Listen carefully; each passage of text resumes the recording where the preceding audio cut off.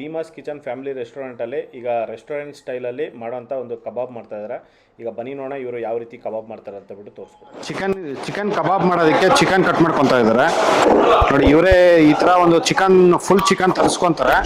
Full chicken ತರಿಸ್ಕೊಂಡು ಇವ್ರಿಗೆ ನೋಡಿ, ಇವ್ರಿಗೆ ಎಷ್ಟು ದಪ್ಪ ಬೇಕೋ ಅಷ್ಟು ದಪ್ಪ ಇವ್ರು ಕಟ್ ಮಾಡ್ಕೊತಾರೆ ನೋಡಿ. ಚಿಕನ್ ಪೀಸು ಈಗ ಒಂದು ಅಂಗಡಿಯಲ್ಲಿ ಕೊಟ್ಟರೆ ಅವರು ಹೆಂಗಂದ್ರೆ ಹಂಗೆ ಕಟ್ ಮಾಡ್ತಾರೆ. ಒಂದು ಸಣ್ಣ ಒಂದು ದಪ್ಪ ಆ ಥರ ಕಟ್ ಮಾಡ್ತಾರೆ. ಆ ಕಾರಣಕ್ಕೆ ಇವರೇ ತಗೊಂಬಂದು ಈ ಥರ ಕಟ್ ಮಾಡಿ ಇಟ್ಕೊತಾರೆ ಎಲ್ಲಾನು ನೋಡಿ. ಒಂದು ಕಬಾಬ್ ಪೀಸು ಇಷ್ಟು ಮಾತ್ರ ಹಾಕೊಂತ ಇದ್ರು, ಇಷ್ಟು ದಪ್ಪ.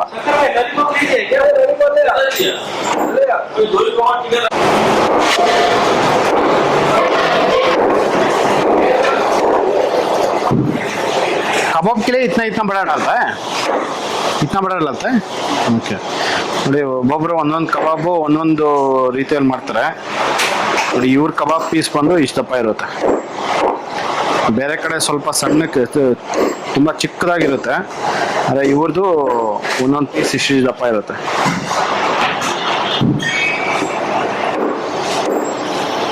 ನೋಡಿ, ಇದೆಲ್ಲಾನು ಸ್ಕಿನ್ ಔಟ್ ಚಿಕನ್.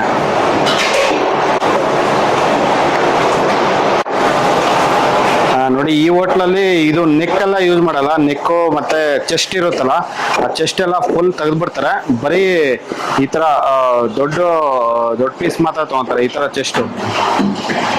ಆಲ್ಮೋಸ್ಟ್ ಒಂದು ಚಿಕನ್ಗೆ ಇಷ್ಟೊಂದು ವೇಸ್ಟ್ ಆಗಿದೆ ನೋಡಿ. ಹಾ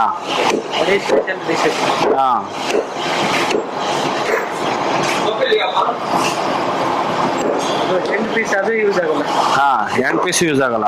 ಓಕೆ ಓಕೆ ಹೌದು. ಓಕೆ ಓಕೆ ಓಕೆ ಓಕೆ ನೋಡಿ, ಈ ತರ ಎಲ್ಲ ಚೆನ್ನಾಗಿರೋ ಪೀಸ್ ಮಾತ್ರ ಹಾಕೋ ಅಂಥದ್ದು ಕಬಾಬ್ಗೆ.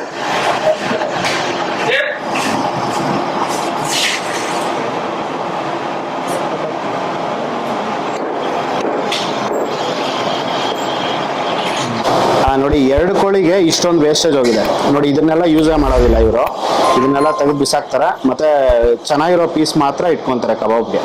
ಇದು ಒಂದು 2 kg ಚಿಕನ್ ಇದೆ. ಇದು ಈ 2 kgಗೆ ಈಗ ಕಬಾಬ್ಗೆ ಮಸಾಲೆ ಹಾಕ್ಕೊಂತ ಇದ್ದಾರೆ. ಬನ್ನಿ ನೋಡಿ, ಕಟ್ ಮಾಡ್ಕೊಂಡಿದ ನಂತರ ಈಗ ತೊಳಿತಾ ಇದ್ದಾರೆ ಇದನ್ನ.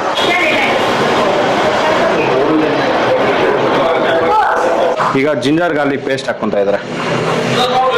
ಹಾ, 30% ಗಾರ್ಲಿಕ್ ಇದ್ರೆ ಶುಂಠಿ ಒಂದು 30-40% ಶುಂಠಿ ಇರುತ್ತೆ.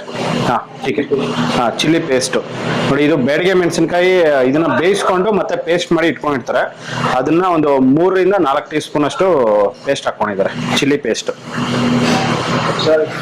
ಹಾ, ಸಾಲ್ಟ್ ನೋಡಿ, 1 ಟೀ ಸ್ಪೂನ್ ಅಷ್ಟು ಸಾಲ್ಟ್ ಹಾಕೊಂಡಿದ್ದಾರೆ. 1-1.5 tea spoon salt.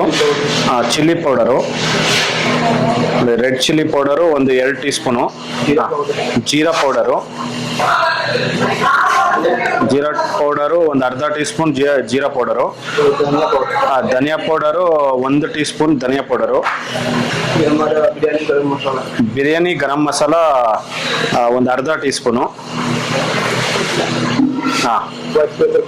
White pepper powder ಇದು 1 ಟೀ ಸ್ಪೂನ್ ಹಾಕೊಂಡಿದ್ದಾರೆ.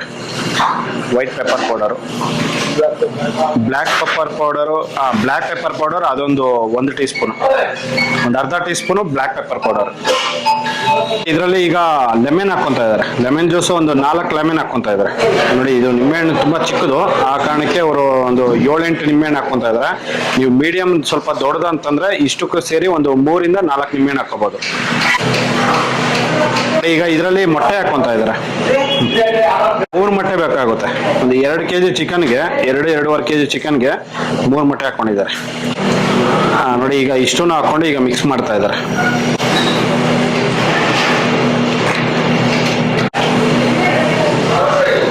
ನೋಡಿ, ಇದ್ರ ಮೇಲ್ಗಡೆ ಈಗ ಕಾರ್ನ್ಫ್ಲೋರ್.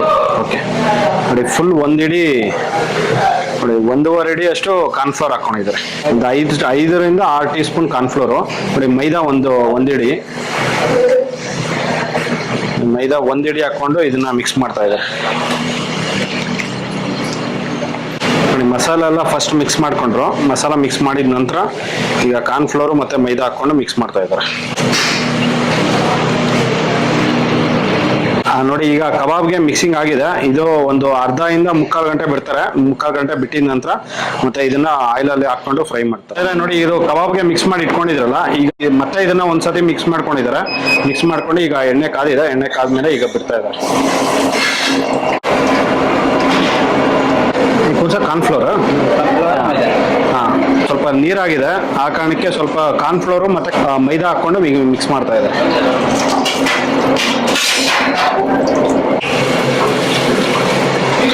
ನೋಡಿ ಥಿಕ್ನೆಸ್ ಅನ್ನೋದು ಇಷ್ಟು ಮಾತ್ರ ಬೇಕು, ಮಸಾಲ ಪೀಸ್ಗೆ ಚೆನ್ನಾಗಿ ಹಿಡಿಬೇಕು.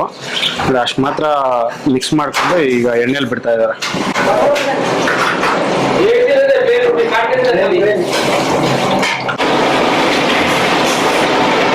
ನೋಡಿ ಇದು ಹಾಫ್ ಬಾಯ್ಲ್ ಮಾಡ್ಕೊಂತಾರೆ ಈ ತರ. ಜಸ್ಟ್ ಒಂದು ನಿಮಿಷ ಆಗಿದೆ, ಹಾಕಿ 1 ನಿಮಿಷ ಆದ್ಮೇಲೆ ತೆಗಿತಾ ಇದ್ದಾರೆ. ನೋಡಿ ಇದು ಹಾಫ್ ಬಾಯ್ಲ್ ಇಷ್ಟು ಮಾತ್ರ ಮಾಡ್ಕೊಂತಾರೆ. ಸ್ನೇಹಿತರೆ ನೋಡಿ, ಆಗಲೇ ಹಾಫ್ ಬಾಯ್ಲ್ ಮಾಡಿ ತೆಗೆದಿದ್ರು. ಈಗ ಮತ್ತೆ ಇದನ್ನ ಫುಲ್ ಬಾಯ್ಲ್ ಮಾಡ್ಕೊತಾ ಇದ್ದಾರೆ. ಇದು 100% ಚೆನ್ನಾಗಿ ಕ್ರಿಸ್ಪಿ ಬರೋವರೆಗೂ ಇದನ್ನ ಫ್ರೈ ಮಾಡ್ಕೊತಾರೆ. ಫ್ರೈ ಮಾಡಿ ತೆಗಿತಾರೆ. ನೋಡಿ, ಒಂದು ಪ್ಲೇಟ್ಗೆ 6 ಪೀಸ್ ಕೊಡ್ತಾರೆ. 6 ಪೀಸ್ ಈಗ ಇದರಲ್ಲಿ ಎಣ್ಣೆಯಲ್ಲಿ ಹಾಕೊಂಡು ಈಗ ಫ್ರೈ ಮಾಡ್ತಾ ಇದ್ದಾರೆ. ಸ್ನೇಹಿತರೆ ನೋಡಿ, ಇದನ್ನು ಒಂದು 4 ರಿಂದ 5 ನಿಮಿಷ ಇದನ್ನು ಫ್ರೈ ಮಾಡಿ ತೆಗೆದಿದ್ದಾರೆ. ನೋಡಿ, ಚಿಕನ್ ಕಬಾಬ್ ಅನ್ನೋದು ರೆಡಿ ಆಗಿದೆ. ನೋಡಿ, ಈ ಥರ ಒಂದು ರೆಸ್ಟೋರೆಂಟ್ ಸ್ಟೈಲಲ್ಲಿ ಈ ಥರ ಒಂದು ಕಬಾಬ್ ಮಾಡ್ತಾರೆ. ಇದಂತೂ ತುಂಬಾ ಚೆನ್ನಾಗಿರುತ್ತೆ.